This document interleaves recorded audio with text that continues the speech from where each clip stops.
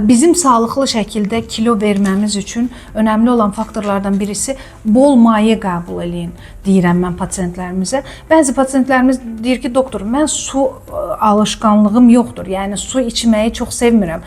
Daha çox çay içirəm.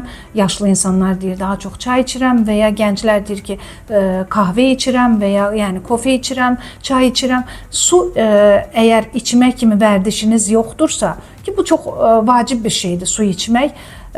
Çünki bizim vücudumuzun 70%, 80% sudan ibarətdir. Yəni biz hüceyrələrimizi susuz buraxdığımız zamanı bu hüceyrələrdə daha tez qocalmalar ortaya çıxmaqdadır.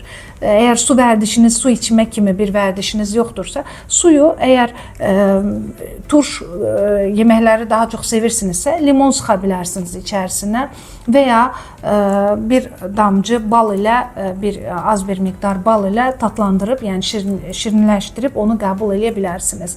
Bəzi insanlar da deyir ki, doktor, mən su içdiyim zamanı həmən yəni tualet ehtiyacı tələb olunur.